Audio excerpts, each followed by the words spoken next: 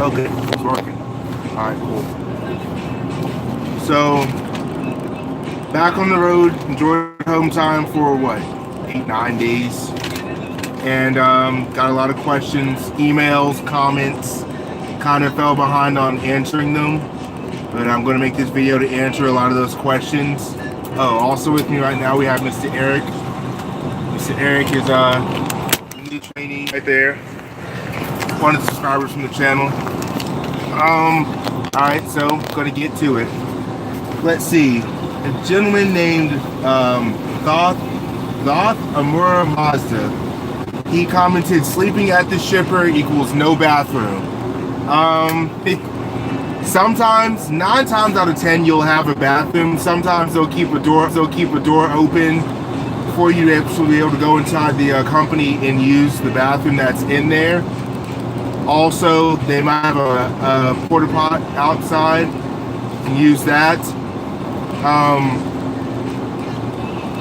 I tend to just say bring a pail, some trash bags, and I recommend having a roll or two of toilet paper. If not, you're going to run out of clean socks very fast.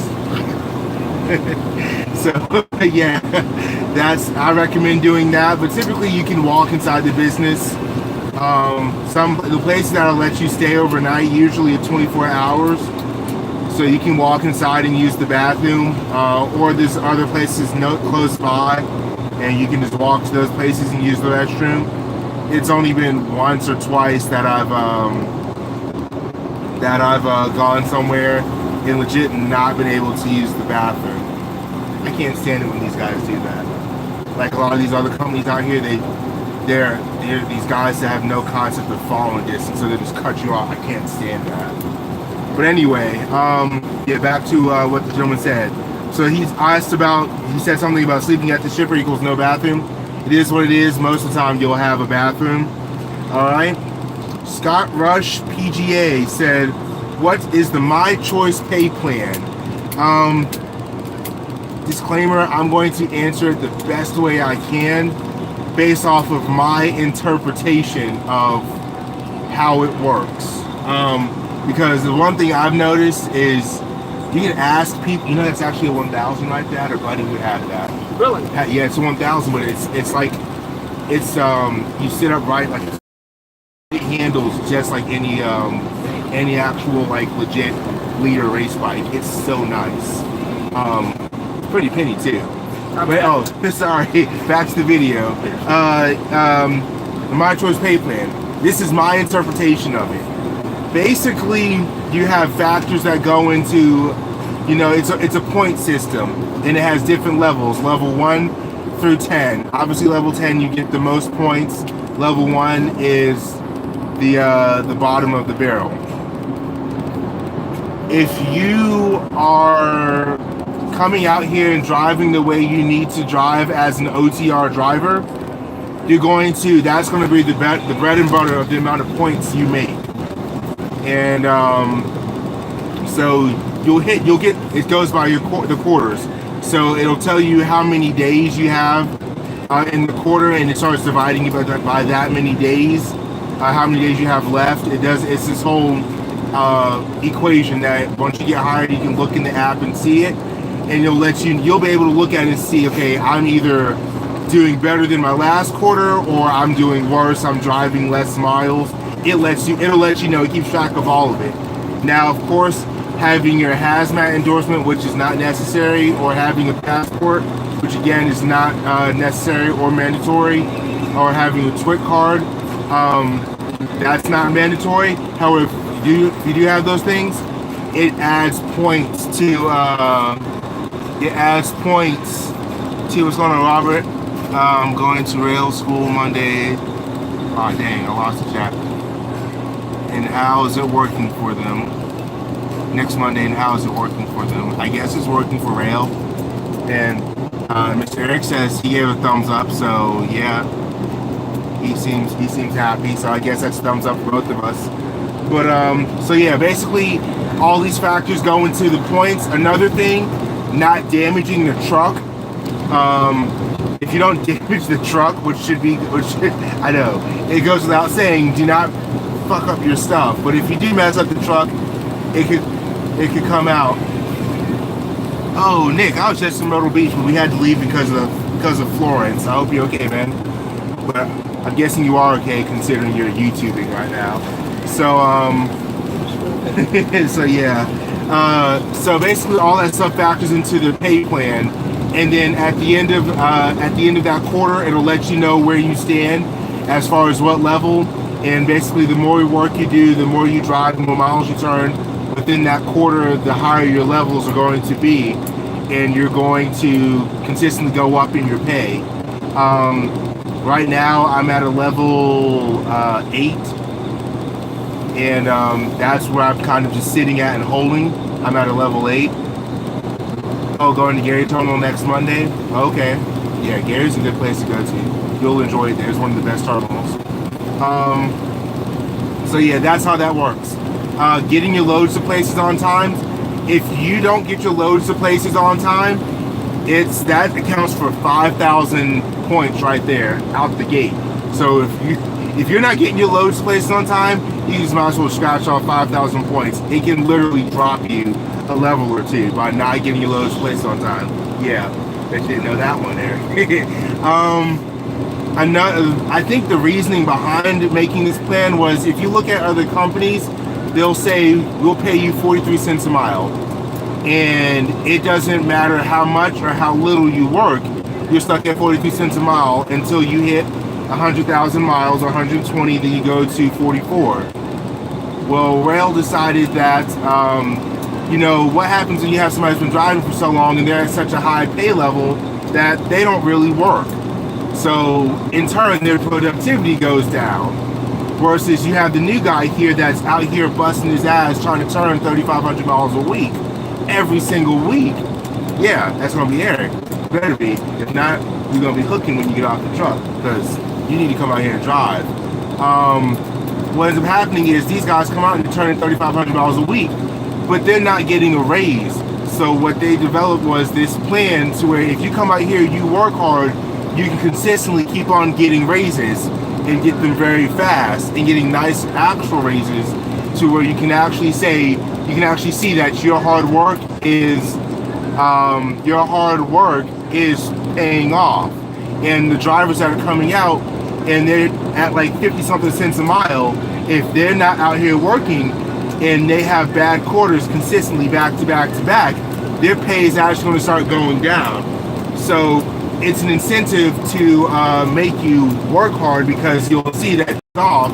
And the guys that don't want to work hard, it shows them you need to work hard, or else you're going to lose that amount of money you make. Now, with that being said, my thought process on it was, what happens if something happens back home and I have multiple bad quarters?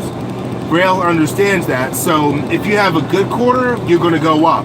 But in order to actually start losing money, I think you have to have 2 or 3 bad quarters back to back to back, which means you need to have basically 6 to 9 months of just continual dropping performance. But you only need to have 3 good months of performance to go up, but you need 9 months for it to go down. So they understand that sometimes shit happens back home, and it's going to cause you to have to go home more. So that's my interpretation of the my choice pay plan. So if I'm wrong, then, well, I guess somebody can get on here and correct me.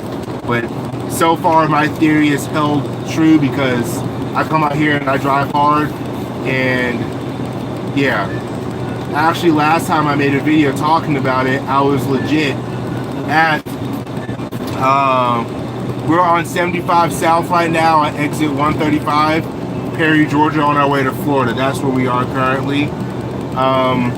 So yeah, last time I actually made a video talking about my pay, it was at 40 cents a mile. And that was only a few weeks ago. And this one, we just looked at it, we were just talking about it a second ago before I started this video, and I'm at 0.427 cents a mile. Basically 43 cents a mile. I don't know why. Who does that kind of math? Anyway, whatever. 43 cents a mile. I'm rounding up. At CEO South Georgia. I am from Daytona Beach, Florida. I'm in Conley, Georgia, going into my 3rd week. I test out Friday. Oh yeah, you're gonna go to Trenton, you're gonna see that old guy. Yeah, he's pretty good. he's cool old dude to test with. You'll really like him. The beach, I run down there all the time. Oh yeah, actually that video that I made with the guy that got high in his truck, that was at the what was it, the Pilot out in Daytona Beach. Yeah. Okay. Bar Yoon, can a reefer guy get a van trainer? Yes. At some point you're going to need to go with a van trainer or a reefer trainer, because they're going to teach you things about trailer washout, the policies and procedures dealing with that, also how to pre-trip the refrigerated unit. I can't teach you that. YouTube can teach you that because there's plenty of videos on it, but I can't teach it to you because I'm not a refrigerated trainer. So I can, driving a van versus a refrigerated trailer is the same thing. I actually have had multiple refrigerated students, but they have already spent nerve.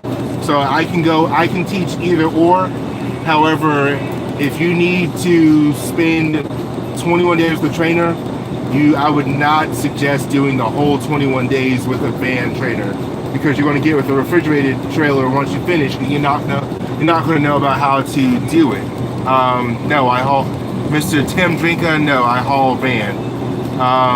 Mark Clyde just asked, where am I at now? We're south of Perry, Georgia. We're on our way to Florida. All right. A gentleman with an account name of Corvette. Yeah. We can go steal it if we want to. As soon as we can catch up to it. See a problem there. Yeah, we're stuck at 65. Weight loss. His YouTube account name is Weight Loss. I need to subscribe to that because I look like 200 pounds of chewed bubblegum. So yeah, I need to get on his channel. Weight loss. He said mandatory reset after 70. If you have worked yourself into a position where you need to take a 34-hour reset, they will build that into your next load. So basically what they'll do is they'll give you a load that's like, when I had to take a 34, they gave me a load from Massachusetts down to South Carolina, but they gave me so much more time in that load, I was able to see it. I had time to take a 34-hour reset. So once I got down to the Petro out in Pennsylvania off of I-81, I stayed there and took my 34-hour reset at that Petro. They'll give you a load and build in the time for you to take a 34-hour reset. If you're going to be working off of recap hours, so we'll kiss that 34-hour reset goodbye. You're just going to be running recaps until you work yourself into a position where you have to take one. Diego Hernandez, do they do a drug test? Yes, they do a drug test, and they all ask what kind of drug test. And I'm going to tell you, they do the kind of drug tests that if you do drugs, you're going to fail. So I get that comment pretty often, and I have not said it, but I'm going to say it now. Whatever it is, what it is. If you are trying to get a job, any job, doesn't mean if it's truck driving, if it's working in a factory to make dildos, if it's in a car factory making tires, I don't care what it is. If you're concerned about them doing a drug test because you're nervous or scared, that's a problem. You should not be doing that in general, any of those kind of drugs. I mean, unless if it's a prescription something, that's one thing. You have something with the doctor, then yeah, I'm sure they'll work around it and figure out something for you specifically. However, I'm talking about, the hardship, stuff that gets people locked up because, it's illegal and or they're abusing it. If you're worried about that, then you just don't need to be out driving trucks. Because you're going to come out here, you're going to get clean, you're going to pass the DOT physical, you're going to pass the drug test, then you're going to come out here and end up being that guy that I talked about, that if you knock on the door, he's going to damn near fall out the truck because he's high as shit. Just don't be that guy. Just, if you're going to come into this industry, get clean and make up in your mind you're going to have to stay clean. So that way, no matter where you go, you don't have to worry about taking a drug test. So yes, Mr. Diego Hernandez, I'm not saying that you do drugs. I am saying, however, that if you do them, make sure you're clean and count on the fact that you need to stay that way for the duration of your career and preferably the duration of your life. That's my 2 cents. All right. Mr. Juan Thompson asked several questions. He had his CDL, and then I guess he let it expire back in 2012. ROEHL I think that's what he's basically saying. That's my interpretation of what he asked. Will ROEHL give him a refresher course, or are they gonna put him with a trainer? No, I do not have a refrigerated Mr. Ajinka. I have a van.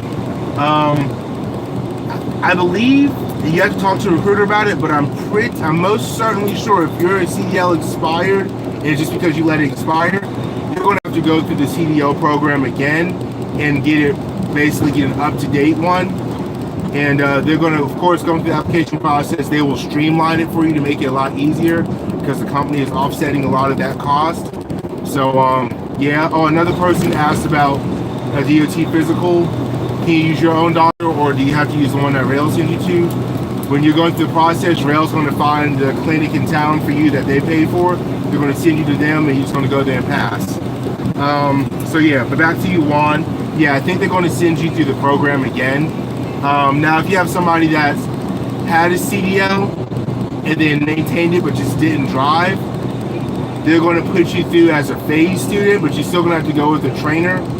But you're not going to go through the CDL program, but that you go to a trainer and basically get you back to where you need to be able to perform at company standards.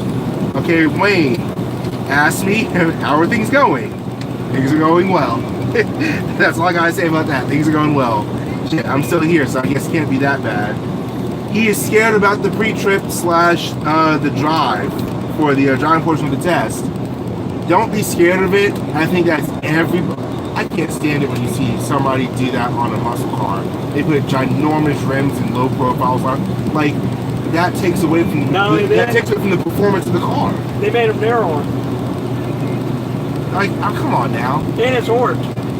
They took away from the performance of the vehicle. They killed the turn radius.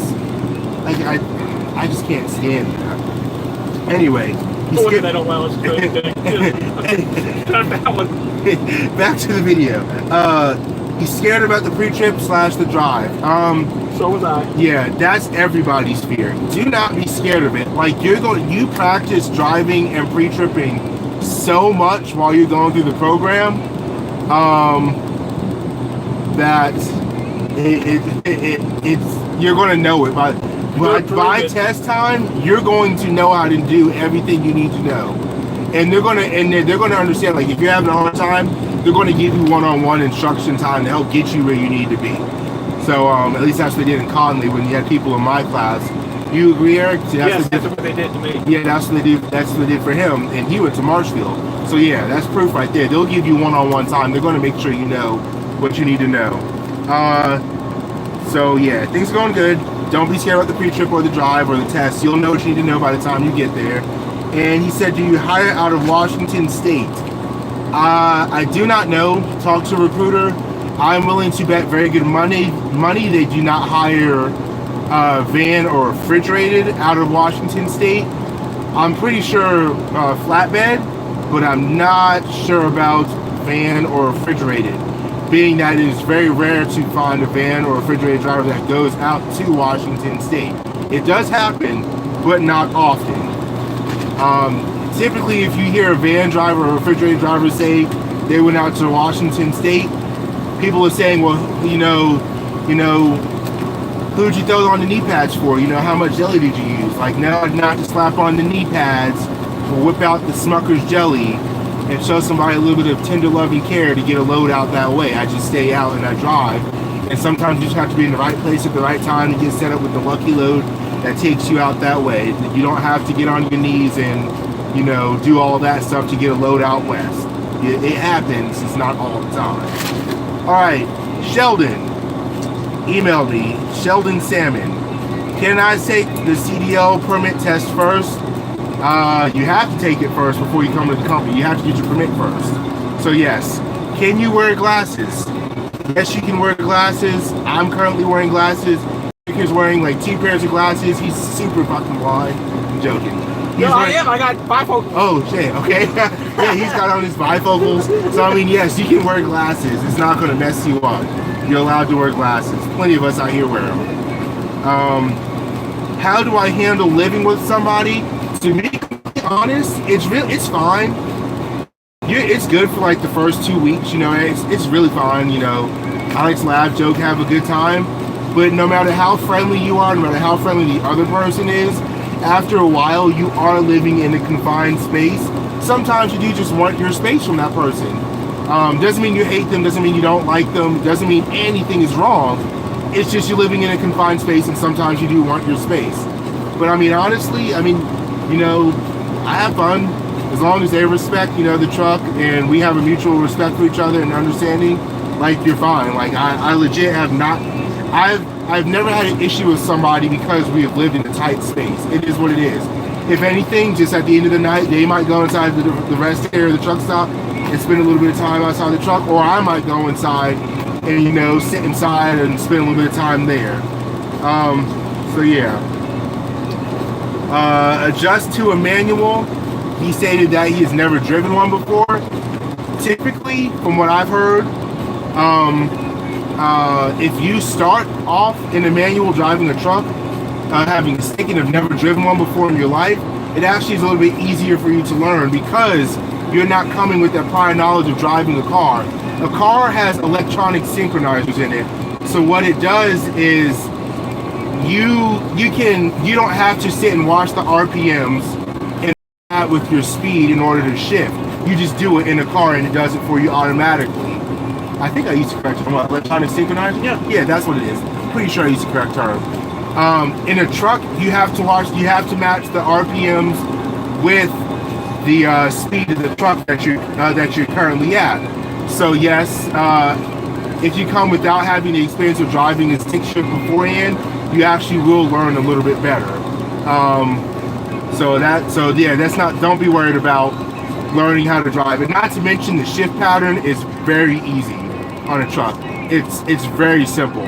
Not to mention they give you a pretty cool clipboard with the shift pattern on it. So if you're not sure, you just look at the clipboard. And then also, if you look at the gear shift, it'll literally have the pattern written on the top on some of them, and it'll also have a panel down close by the brake release where it'll tell you the shift pattern. This shift pattern sheet's everywhere. And as long as you follow the way they teach you, you will have no problem shifting.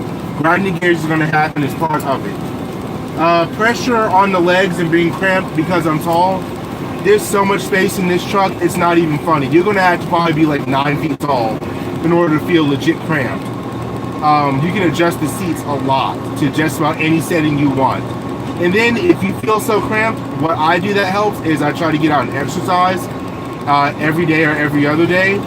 That will help keep you from getting arthritis. It'll help keep the blood flow going in your body. It'll help keep you from getting stiff like that. So yeah, getting out, walking, even if it's not strenuous exercise, getting out and just walking, you know, for 10-15 minutes. Get the blood flow going, the heart rate up. It'll keep you from getting stiff. Alright, now you see how this guy, you saw him come up the ramp. You have 3 options. You can move over, slow down, or be the dude that's going to be the asshole and just hurry up and get up on him. Now, for whatever reason, he's taking forever to merge onto the interstate. Yeah, you did right by slowing down, allotting him that. Yeah, that was what your best bet was in that situation because you had cars consistently coming up your left-hand side. I don't like how people get on the interstate and merge like that. Like, by the time you're merging onto the interstate, you need to be at speed. And he was like 40 miles an hour. He was not at speed. So yeah, get out the truck, move, exercise, you'll be fine. What's going on, buddy? Pressure on the legs. Okay, you asked about the rest period. How do I handle the 10 hours?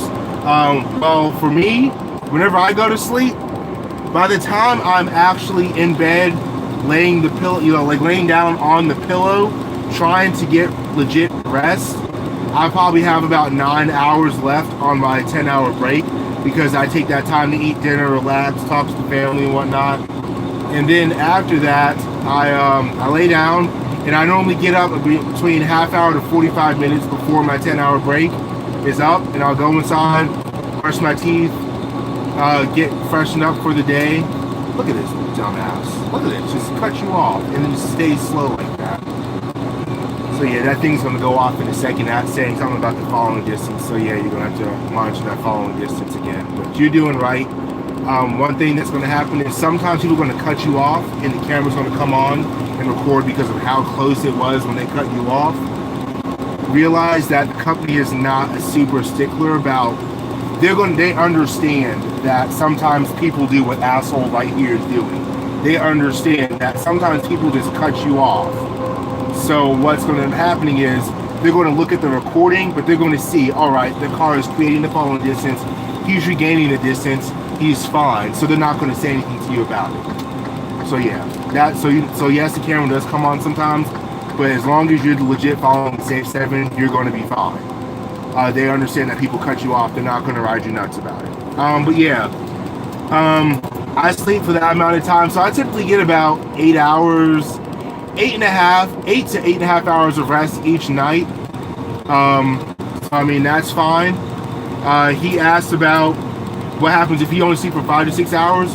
Are there things to do close by? Okay, if you only sleep for 5 to 6 hours, you know, kudos to you. I don't know how you do it. But after coming out here working these 14-hour days every single day, you're going to stop sleeping 5 to 6 hours. You're going to sleep your whole 10 hours. I like to say that, yes, there are sometimes you are parking in places where there's nothing to do. And there are times where you park in a place and there's everything to do in the world all the way around. If that's you, I would do your trip planning based off of where the TAs and Petros or the Flying J's are.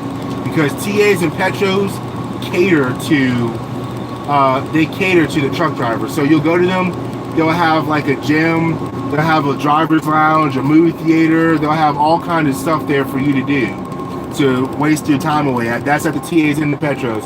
Flying J's, it's hit or miss. They'll have them sometimes.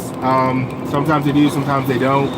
But those are the ones you might want to do your trip planning around if you're looking for other things to do in the area, or if you just don't want to leave the truck stop, staying at that place and just, you know, spending your time there. And last but not least, people, I had a gentleman, actually having another subscriber who actually logged on, has been watching this since the beginning, and he asked a question. He watched a video about another driver who worked for ROEHL, had nothing but positive things to say for the most part, talked about the pay, and was wondering, you know, what the pay is like. You know, he asked, you know, is this true? Is this what he can expect? I started at 33 cents a mile. I'm going to tell you guys legitimately what I have made every single paycheck from the time I've got hired to now. And this is in order. I didn't mark off when I got my raises, but I did. But you'll notice that the pay starts going up at a certain point. This includes good weeks and bad weeks. This includes breakdowns. This little parent, recommend definitely getting one of those. I am going to get one while we're out. I am going to get one while we're out. Yes, get the basic one. You don't have to get the big fancy one. The basic one works super fine, and it's like $120.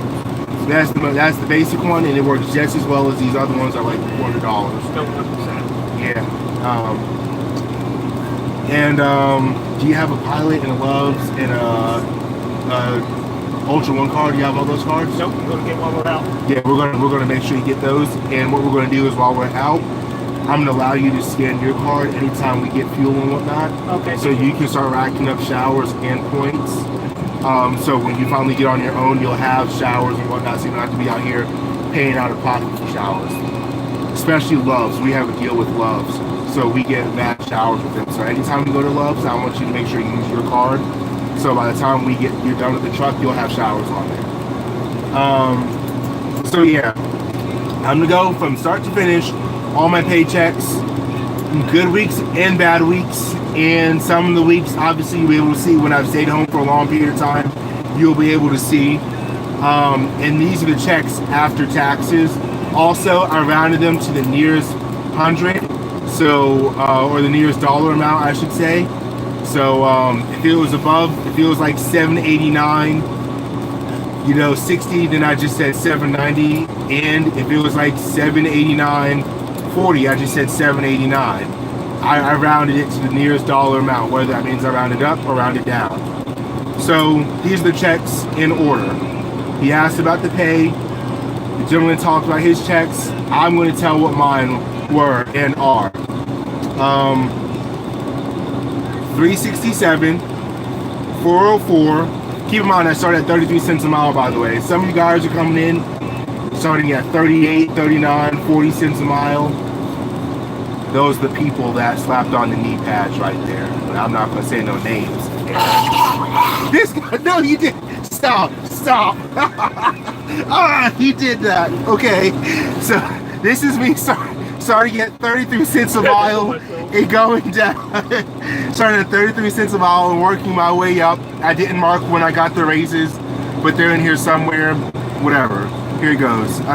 First check was 367, and then 404, 405, 497, 578, 628, 749, and then I had a 349 one, 219, 660, 459, 655, and then this one was for $20. Yes, $20. Yes, I went home that week, obviously. And then the next one was 630, 664, 858, 668, 372, 451, 417, 790, 625, 751, and then after that, I didn't get it. That paycheck was $0. I remember when that one hit, boy, that was depressing right there. That was that hurt my heart. I remember the week I got that one too. I remember that one. Then after that was 367, 522, 734, 475, 821, 408, 342, 759. All right, 1,111, 450, 750, 650, 752, and then 189. I took some home time and I went home. 1093, 1071, 783, 860, 800, and 800. And this upcoming check, which hits Thursday, will be $0 because I took 10 days off. Fuck it. I said it. I took 10 days off, and I regret nothing. And I saved up a bunch of the money too, so I don't have to worry about really hurting because I saved a lot of that too. So yeah, as you can see, it progressively went up. Sometimes you'll have bad weeks, and what I've been explaining in other videos is, if you notice, you'll have it where it'll go from a very high week down to a medium to a high to a medium to a high, and then you're going to go home. Those 2 weeks surrounding your home time usually are going to be low, because also this comes into learning how to play your home time. If you play your home time correctly, you will never go a week without getting paid. Like I like to say this, let's say you've been out for a while and you get a home time. You say you have 7 days of home time. Instead of going home on like that Saturday or Sunday because you're so concerned about getting home on the weekend, go home on like that Wednesday or something, because that way the pay period is from Saturday to Saturday. If you go home on a Wednesday, the miles that you drive between Sunday and that Wednesday are all going to be on that paycheck that you get that Saturday.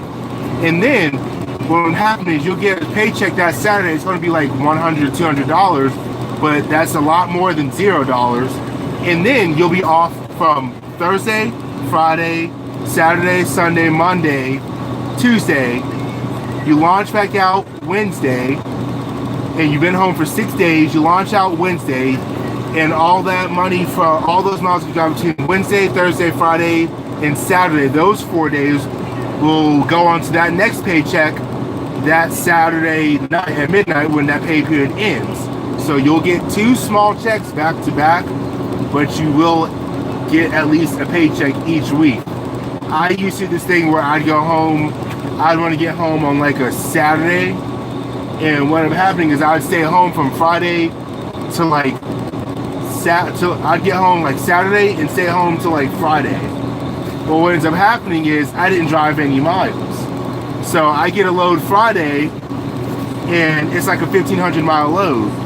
Well, I'm not gonna do 1,500 miles in a day and a half. I don't care how good you are, it's just not happening. So yeah, I ended up learning that, you know, when you see those checks that say $0 or like $20 or zero, I learned that I was like, hey, I might want to edit my home time to where I can get a paycheck. It might not be much of anything, but it's still a paycheck. So yeah, that's that. That's all I wanted to talk about. Like always, like, comment, subscribe. If you have questions, send them in the email or send them in the comment section, and I will get back to them. And I'll drop the referral link in there. Oh, also another thing I want to talk about. I almost forgot. Sorry, it's not the end. It'll be the end after I say this. The referral thing, the reason I say, I mean, click it or don't, doesn't really hurt me, is because the way the referral program is, it's like, it's, yes, I technically do see $1,500 per referral, but what it is you see the first 500 after the person finishes CDL school, finishes training, and does 8,000 miles solo. That's when you see the first 800, or first 500. And then the second 500 is after the person has done like 15,000 miles. And then the third 500 is after the person has done like 30-something thousand miles. So basically, the person needs to be almost a quarter and some change into the career with ROEHL before you see the full 1,500. So I guess that's their way of spacing it out and making sure that the person, you know, you might get $1,500 and make sure the company gets their money out of the person as well, because the company would go broke very fast if the person they hired, you know, comes to the company, they give you $1,500 and then they turn around and quit. Now they're not seeing any return on their investment, and on top of that, they just gave away $1,500, you know? So I can understand why they do that. It makes sense, but that's how that works. All right, for real this time, like, comment, subscribe, leave questions, comments, concerns, and I'll get back to them. All right, that's it. Have a good day.